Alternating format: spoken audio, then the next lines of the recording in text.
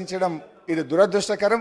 ఈ సభకు ఆయనకు మంచిది కాదని నేను హితవు పలుకుతా ఉన్నాను.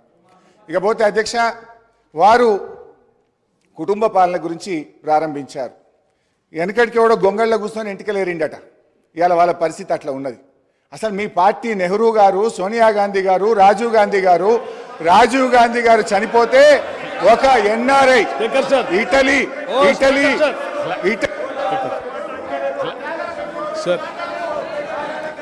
గౌరవ శాసనసభ్యులకు క్లారిఫికేషన్ మాత్రమే ఇవ్వండి. చర్చకు అవకాశం కలిగించకండి.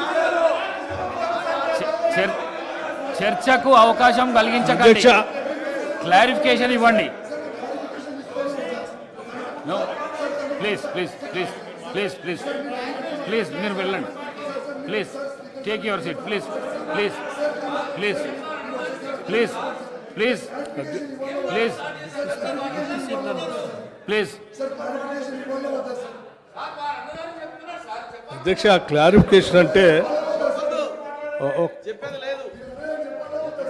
అధ్యక్ష క్లారిఫికేషన్ అంటే ధన్యవాదాలు చెప్పినటువంటి గౌరవ సభ్యులు వారు తృప్తి పడకపోతే తిరిగి మరి వారు ఏమన్నా ఒకటి రెండు ప్రశ్నలు అడిగితే మళ్ళీ ఏమైనా సమాధానం చెప్పడానికి సభానాయకులు గారికి ఆలోచన ఉంటుంది.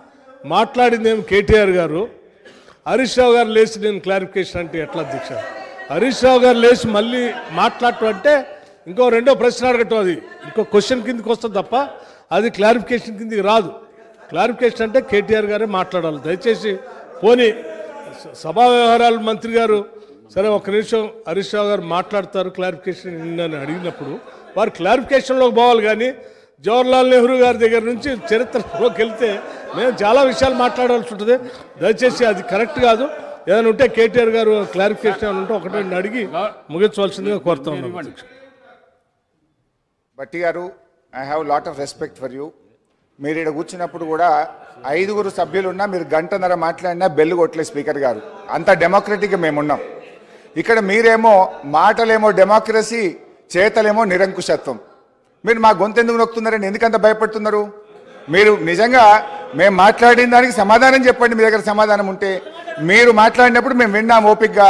మా మాట వినండి, సమాధానం చెప్పండి. మీరు అన్నారు కదా రాత్రి 12 దాకా కూర్చుందాం, తొందర ఏమున్నది? Come on let us discuss. ఎందుకు భయపడుతున్నారు? గుమ్మడికాయ దొంగ అంటే భుజాలు తడుముకున్నట్టు నా గొంతు ఎందుకు నొక్కుతున్నారు? మైక్ ఎందుకు కట్ చేస్తున్నారు? Please please bear with us.